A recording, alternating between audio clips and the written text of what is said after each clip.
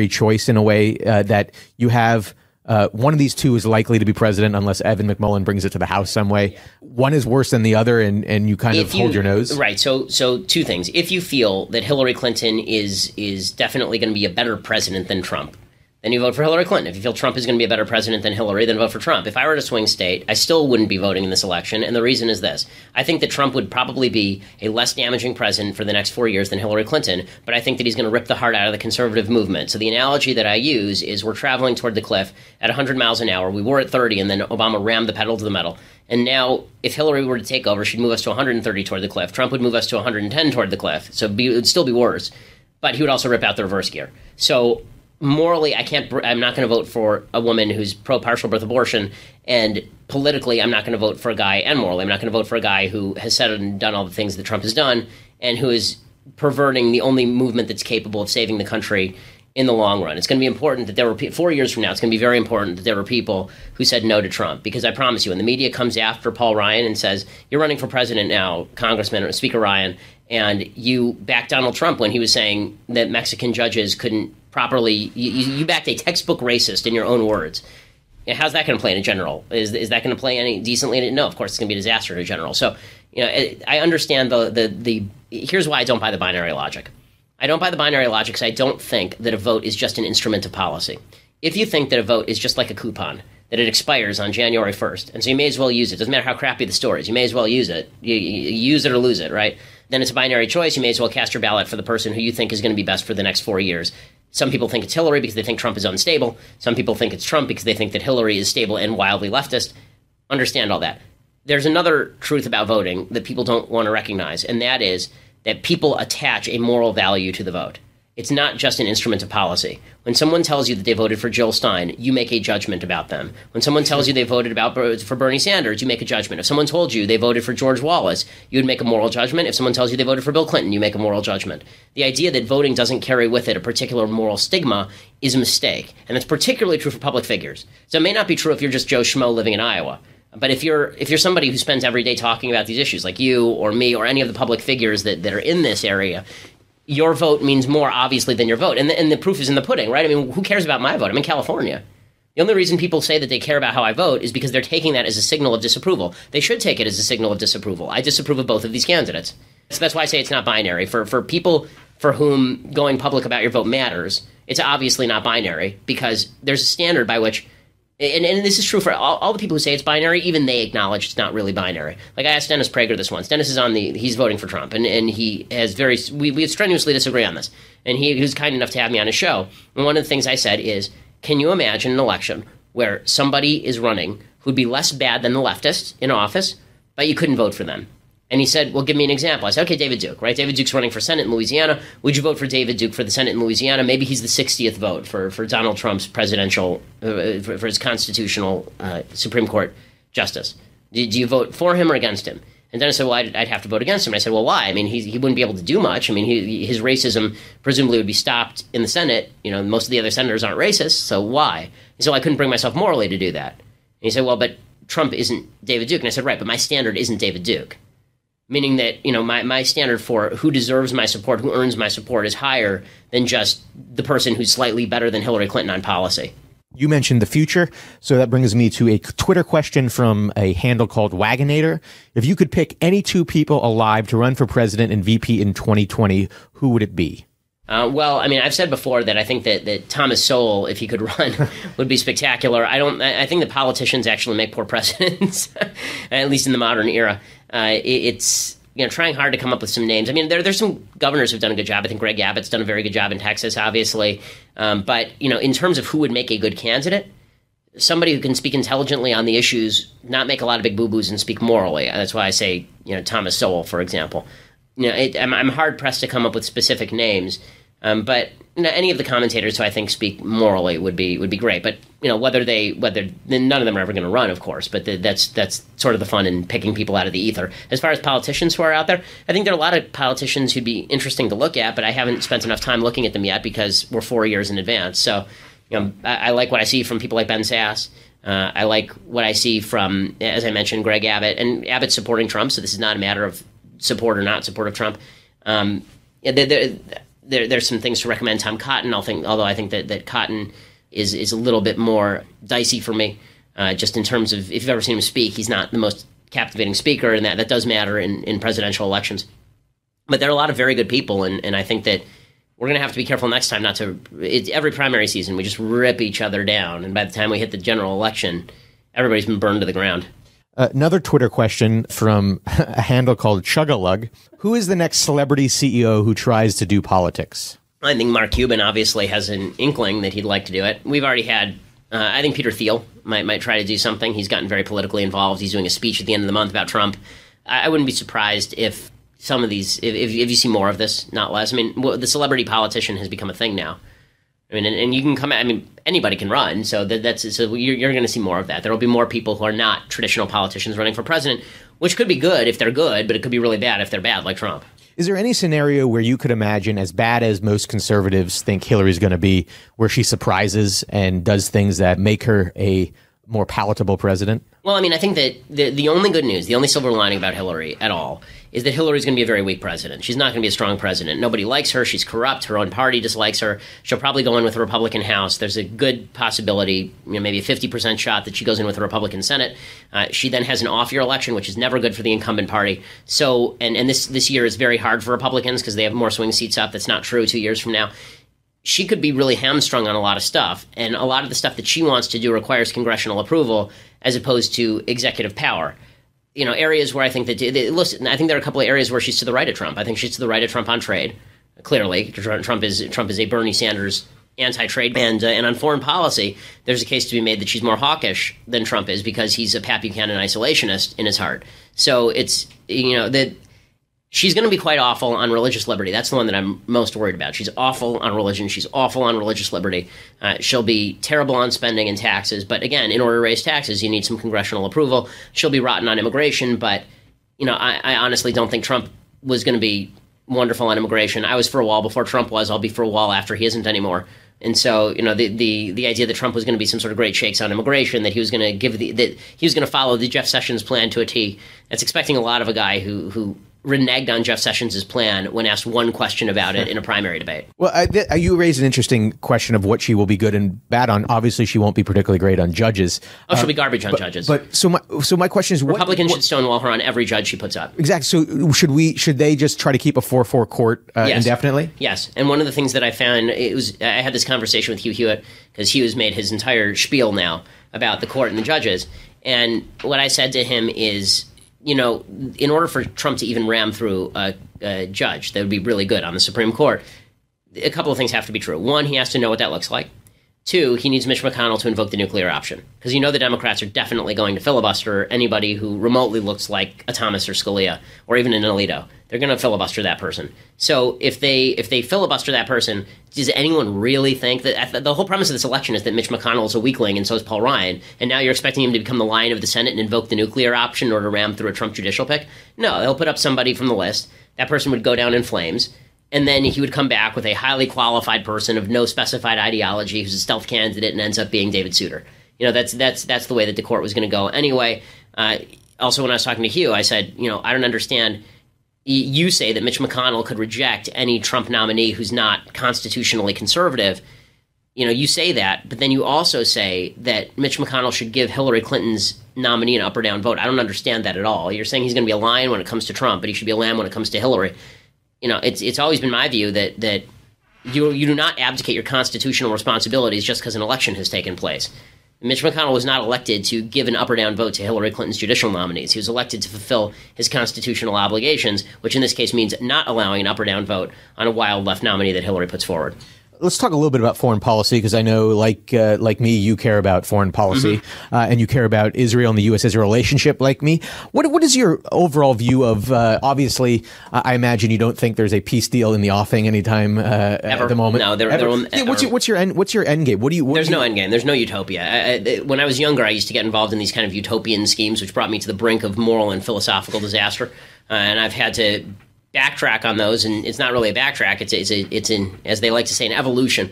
But you know, the fact is that you're going to get basic stasis and security there, and that's the best you can hope for. There's never going to be any sort of real solution because one side wants to murder the other side, and that's not going to stop until there's a religious change in one side. One side just wants to live there. They don't care whether, like, Tel Aviv is the same to them as Jerusalem. And the idea the Palestinians are ever going to accept a peace deal and then live side by side in peace and harmony is just short-sighted and idiotic. What about, Michael Oren's back? He was one of our original guests on the podcast. He's kind of, I don't know if he really talks about the unilateral solution anymore, but he at one point it was, define borders, put the fence there. And say, here's your state. Yeah. Here's a state. Tell the settlers that are on the other side of the fence, time to come back. Push them back. And this is the two-state solution. Well, I mean, I think that there's some merit to that idea. I think that the problem with that idea, of course, is that once you say it's your state, presumably they have control over the borders in their state, or you're in a state of war. I mean, then you're talking about a quote-unquote occupation, right? The biggest problem is they start shipping in weapons immediately. Well, I mean, it'll be semi-sovereign. Okay, but so it's semi-autonomous now. They just don't call it a state. I mean, that's what it is exactly now. Whether you call it a state or not a state, that's de facto what it is. I mean, they have their own police force. All the police force have guns. The West does not allow them to ship in weaponry. That's against international law right now. But, were the Israelis to, give them statehood, presumably the next step would be, okay, well, why can't you treat us like any other state? Why can't you open our borders? If we're a state, we should have control. I mean, I guess you can change the name of it. I don't really see how that changes anything. I mean, if you really wanted to do that, then what you really do is you just wall off Gaza, say, okay, here's your state, and you don't get anything in Judea and Samaria because it's too close to everything, and having there's no such thing as a contiguous Palestinian state because obviously the geography just doesn't allow for it. Yeah, well, there was a discussing of a bridge at one point. Yeah, and this is all nonsense. Yeah. So to Israel's north, of course, there's some trouble there, specifically in Syria. How do you envision, what should the United States' role be in the Syrian civil war? Well, I mean, I think that right now the role should be, it's a little late to try and do anything substantive. I mean, it's I'll admit that when we first started talking about arming the Syrian rebels, that I was concerned, as was Ted Cruz and many other people, about the idea that we don't have any clue who these people are, and we have a not wonderful history of arming rebel groups, and those rebel groups turning out to have ties with terrorists. And in fact, some of the Syrian rebel groups do have ties with terrorists, obviously. I actually think that, establishing a no-fly zone and then setting up refugee havens in countries like Turkey and paying countries to take in Syrian refugees is probably the only viable solution at this point. The idea of arming the Syrian rebels, I just don't know that that's particularly viable because, again, a lot of the Syrian rebels are people that we don't recognize, and it's all fun and games until it turns out that they're another offshoot of Al-Qaeda. I want to turn to some career questions in a second, but before I do, you have a pretty interesting story about you and Elizabeth Warren and how you ended up going to Harvard Law. I mean, so I did well on my LSATs and had good grades and had written a book, and so I was offered admission to Harvard Law, and then they had a meeting. Well, really a get-together at the top of the W Hotel in Westwood. And that was the first time I met now Senator Warren. Who was then a Harvard Law professor. She was a Harvard Law property professor. And they brought her out as kind of a recruitment person. And she must have read kind of my resume beforehand because it wasn't tons of people. It was probably 30 people or something. And so she said something like, I see that you wrote this conservative book about brainwashing on college campuses.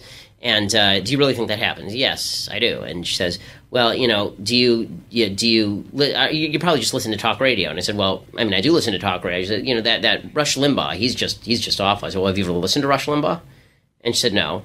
And I said, well, right. I mean, that's like, how do you know? And she didn't really have a solid comeback for that, but that's sort of the leftist bubble that exists. The fun thing about Harvard Law is that you run into all these people, right? I mean, Elena Kagan, who's now justice, was the dean then, and literally the only thing that she was famous for was building an ice skating rink at Harvard Law. That's legitimately her claim to fame, is that she put an ice skating rink outside of the student union.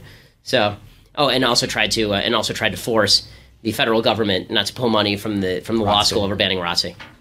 Let's turn to kind of career advice to people who might be listening to this who want to be the next Ben Shapiro. If someone I don't know why they'd want to, but sure. If someone comes to you and says, Ben, I want to follow in your footsteps. I want to be the next great pundit at a very young age. I think 17, you got a syndicated column. Yeah. What would you advise them? Read and read and read and read and read. And then write and write and write and write and write and acknowledge that you're going to have to go through the minors for a very long time with very little recognition and slog along for very little pay. I mean, that's sort of the rule. Like, the syndicated column has never paid a lot of money. It was something that I did almost for free because I think it was important to get the message out. I wrote for many years. I mean, I've been doing this. I'm 32 now, so I've been doing this for 15 years. And, there are moments where people sort of pay attention to the stuff you're saying, and there's a lot of moments where they don't. But it's it's all preparation for the time when you finally get a shot at sort of being in front of a lot of people, and then you take advantage of that shot. So, for me, there have been a number of times where I've been able to do that, and that's been helpful. But that's about preparing for years in advance for a moment that comes along rarely. Would you recommend to someone they get involved and try to become a commentator at an early age like you did? Sure. I mean, I think there's nothing wrong with that. I think that digging the best way to do it now. When I was younger, the political situation was a little different. There was a little more of a scarcity in terms of conservative books were not. There wasn't such a glut of them back when I started. It was still sort of a new idea that we were going to have an entire industry of conservative books. The main publisher then was Regnery. There was no Crown Forum. There was no, HarperCollins really didn't do it, and so it grew over time. Now, in order to break in, you need to do some reporting. So I talk to college students all the time. They all have my email address. I have them send me resumes. I try to funnel them to places they want to work, internships, and places on the Hill. And we're going to try and start an internship program at Daily Wire specifically to work with college students. I like to help young people out on this. If you really want to make a name for yourself in this particular sphere, report on what's going on your campus. Get the word out to people like me. We'll help blow it up. I'm happy to help get you on Fox News. I'm happy to help bring attention to issues that you're seeing on campus because, as Andrew Breitbart, who's one of my mentors, said, you are a reporter. You have a phone on. You have a camera on your phone. That makes you a reporter now. So everybody's got an opinion. Not a lot of people have information. Focus on the information, and then people will want your opinion the more information you're giving them. You mentioned you've been in this game for 15 years now. How have your views changed from when you started on any issue, or if they haven't? Yeah, I mean, I think I'm more libertarian on some issues. I think that I didn't used to be pro-marijuana legalization. I'm pro-marijuana legalization because I think the government sucks at everything. Any other drugs or just marijuana? Not any drugs that have externalities. So meaning like if there are certain drugs that make people legitimately violent, those drugs, no. I'm right where you, that's exactly my Yeah, I mean, but any drug that doesn't have externalities, if it's just a matter of you're using a drug for your own personal high, I think you're adult, I think you're a moron, you annoy me. But since I'm not a fascist, you can be adult, a moron, and annoy me and not go to jail. That's my basic rule of government. It's kind of the John Stuart Mill argument. Yeah, I mean, I think when it comes to government policy, the John Stuart Mill argument is exactly correct. I think the problem with the libertarians is they take the John Stuart Mill argument to the social sphere, too. And then they say churches, and this is not all libertarians. Some say churches are bad, that social institutions are bad. No, you need the social fabric in order to provide the framework for a John Stuart Mill government to work. Yeah. To date, you have mainly written nonfiction books, but you have a fiction book coming out, True Allegiance, right? Mm-hmm. What is that about? When does it come out? Why fiction instead of nonfiction? So to start with, where it's coming out November 1st in print, you can get that at Amazon. It should be at your local bookstore as well. It's an imprint of Simon & Schuster, and it's and the book is basically a take on what the collapse of the Republic would look like in sort of an alternative reality where everything is all the Spinal Tap scales are inched up to 11 as opposed to where they are now, which is about a 9.3. So if things got worse on kind of all fronts, how does that impact the Republic? And how does that fall apart in the guise of an action thriller? The reason that I wrote it as an action thriller as opposed to writing just a nonfiction book about what's going to happen when things fall apart is because you write nonfiction and you actually get more argument, not less, because people argue with your sources, they argue with your facts, they suggest that you're cherry-picking statistics and all the rest of it. And that may be right or it may be wrong. I'm happy to argue about all of those things. But the nice thing about the narrative is that it conveys the message that there are crises in certain areas of American life that have to be addressed, and there's a moral to these crises. Fiction is about morals, and nonfiction is about information. And I think that the Republican Party needs to move from the information party to the moral party, and that means telling stories. And so the easiest way to tell a story is sometimes to provide an example of what could happen. Here's the story that we're going to tell. Atlas Shrugged taught more people about capitalism than Milton Friedman. Certainly more people have read Atlas Shrugged than have ever read a book by Milton Friedman. So that, carrying that same sort of idea forward, the book has various storylines. There's a crisis on the border in which the Texas-Mexico border is being used as a go-between for Mexican drug cartels, and the Texas governor says, we've had enough of this, we're not listening to the federal government anymore on this. You have the federal government encroaching on land rights and standoffs between the federal government and farmers. You have a race riot that rages out of control in a major city. I wrote a lot of this like a couple of years ago before some of these things had happened. And so I thought this is like 20 years in the future. Now it appears to be about 10. But there's a race riot in a major city, and the president of the United States essentially hands the city over to the race rioters instead of trying to fight back against it or even calm it. And meanwhile, there are terrorists attempting to hit the homeland as the United States withdraws from all these places around the world. And the hero obviously is trying to stop all this from breaking loose. Did you find writing fiction harder than nonfiction? It's definitely harder. I mean, nonfiction, you're working off of other people's work a lot of the time. I mean, most nonfiction is not pure reportage. I've done that book. I mean, when I did Primetime Propaganda, that was a lot of reportage. That was a book about TV, and I went and interviewed everybody in the TV industry. But most nonfiction that gets written is you sitting there and doing research on secondary sources or primary sources that are written. And so you're quoting a lot. You're relying on other people's research. You're citing statistics that other people have compiled, and then you're formulating those into compelling arguments. That's a lot easier than writing a term paper is a lot easier than coming up with a plot and characters directly out of your head. And then trying to make the plot compelling enough to work. You actually have to work out holes in plot that you wouldn't have to in nonfiction. Twitter question. Realistically, what are the chances of Ben ever running for elected position?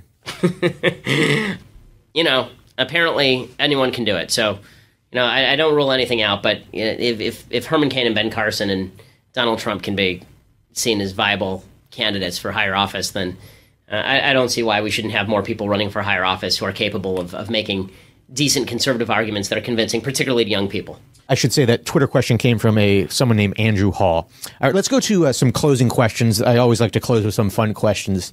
What historical figure do you most admire? Everyone says Churchill. Moses, Adams, Churchill, Lincoln would be the big four for me. What 3 books most shaped your worldview? The Bible, Economics in One Lesson, and the Federalist Papers. Is there a writer or are there writers that when you see their byline, you always read them? Sure. It's changed over time. There are some people who I used to read a lot more regularly who I don't anymore, thanks to this particular election cycle. But in terms of books, I always read Tom Wolfe when he has a new book out. I read it. Adam Carolla, when he has a new book out, I read it because he's hysterically funny. And in terms of kind of people who write regularly in online, whenever I see David French has a piece, I love David French's work at National Review. There are actually a fair number of writers who I really enjoy, even people I disagree with. Anybody you can mention who you disagree with on the other side? Who I enjoy reading? Yeah, and everything Nate Silver writes, I read. Yeah. And I disagree with him on politics strenuously. Who is the most overrated person in Washington? It's hard. That's an easier question would be who's not overrated in Washington. It's the most overrated person in Washington on their side of the aisle is President Obama, who's been an absolutely destructive force, but is not quite as competent as people make him out to be. And on our side, I think the most overrated person is Paul Ryan. I think Paul Ryan is deeply overrated. Really? Yeah. And the reason I say Paul Ryan is deeply overrated is I don't know what he's done. Like I know that he's said a lot of good things, but I'm not sure what he's actually done. And his approach to politics is not mine. I think that. This doesn't make him bad, by the way. Yeah. I think that Paul Ryan is a decent conservative. I think that he gets a lot of crap for stuff he doesn't deserve. I think he doesn't get crap for some things he does deserve. Yeah. But his approach to politics that seems to be beloved by all these people in our side of the aisle is a really milquetoast approach to politics that's not slated to win anything. Let me just play devil's advocate very quickly here. What some people would say Paul Ryan did, and one of those people are upset with him during this election for standing behind Trump, but is that, the Republican Party was, until he kind of forced them, not really talking about entitlement reform. Right, so that was good. The entire House and Senate to vote on an entitlement reform and get them on board when people used to say it was a third rail because they didn't want to get involved. Right, that was an act of political courage. It also didn't pass because the fact is that you have to... It did pass the House, I think. Right. It passed the House, but a lot of things passed the House. Repeal of Obamacare passed the House with John Boehner as the head of the House, right? A lot of things passed the House. Did entitlement reform pass the Senate? I don't think it did. I'd have to go back and... but I don't remember, to be honest with you. But the reason... So the dirty little secret of politics is that, yes, it takes courage to talk about entitlement reform, and there he deserves lots and lots, and he deserves an enormous amount of credit. That said... He does it on the basis of efficiency, and he doesn't do it on the basis of morality. And Republicans, this is my biggest problem with Paul Ryan, is that he talks politics on the basis of what works and what doesn't work. He doesn't do it on the basis of what's right and wrong. And Republicans always do this, and it's a huge mistake. People don't vote on the basis of what works and what doesn't work. If they did, Barack Obama would have lost overwhelmingly in 2012. Right? People vote on the basis of what they feel is right and wrong. They vote on the basis of their own perception of moral superiority. And if you never talk the language of ethics and morals, and instead you just talk about we will be fiscally insolvent, You know how many Americans know what either of those words means, fiscally insolvent? I mean, it's really low. But if you say it is wrong to rip away the future of Americans by redistributing wealth to older Americans who are still in the workforce now, not the people who've already been made promises, but people who are 35, 40 now, it's wrong to saddle people who have not yet been born with their Social Security when these people could very simply put their money in the stock market and be responsible with their money. That's theft. It's intergenerational theft. If you say that, that's an moral argument that at least people can argue with. They can at least grasp that. That's a lot better than when people say we have $20 trillion in debt and then they're shocked. Republicans are shocked no one cares because no one knows what trillion means. Like, what does that mean to you? What would you do with $1 trillion? How's it different from $1 billion, right? I mean, like the idea that anyone can wrap their minds around figures that large. And even when you say things like, well, if you just took the $100 bills and stacked it up to the moon and back, that still doesn't mean anything. Yeah. Right? These are numbers that don't mean anything. They're just numbers. But if you say, we pay the entire budget of the Chinese military every year in just the interest payments on the national debt. And that's immoral because we're paying for the army of a country that forces abortions on its own citizens, right? And that is egregiously violating the human rights of surrounding countries. And we're paying for that because we're too selfish not to take out further borrowing on welfare programs that are ruining the economy anyway. Now you're making an actual moral argument that might be able to convince somebody. Legacy question, and you're young, so this might be a little bit difficult. Thomas Jefferson famously only one of the 3 things on his tombstone that he founded UVA, that he wrote the Declaration of Independence and the Virginia Statute on Religious Freedom. Decades and decades from now, when you leave this mortal coil, what 3 things would you like to see on your tombstone? Well, I mean, I think obviously most important to me is father and husband. But beyond that, lived a virtuous life would be a good one. As far as accomplishments, I hope that the best accomplishments are yet to come. But if it was inspired people to fight back against the left, I think that would be a pretty good one. If people who are listeners to this want to read your work, hear you, where can they go? So Ben Shapiro Show is my podcast that comes out daily, Monday through Thursday. We should add a Friday show pretty soon. It's the largest conservative podcast in the country. We have about 150,000 people who download it every day. If you want to subscribe to that, also become a subscriber at Daily Wire. You can see it in real time, and we do a mailbag, and you can chat and all that, and you can get a free copy of True Allegiance signed if you do an annual subscription to Daily Wire. And that's the place to read most of my writing. I also write once a week at National Review. I have a syndicated column at National Review. I write 4 times a day for Daily Wire. Then I have books and speeches. So if you want to have some fun, I recommend also that you check out. There's some random guy, I have no idea who he is. He put out these Ben Shapiro Thug Life videos that are on YouTube that have become very popular, and they're kind of a kick. Ben, thanks for doing this. Really appreciate it. Thanks so much. I hope you enjoyed this episode of The Jamie Weinstein Show. If you did, I would be forever grateful if you shared it with your friends and family. Most importantly, please, please, please subscribe to the podcast and leave a review of it on iTunes. If you want to see more of my work, check out jamieweinstein.com and follow me on Twitter at Jamie_Weinstein, where you can tweet me a question which I just might use in a future podcast interview. Thanks for listening.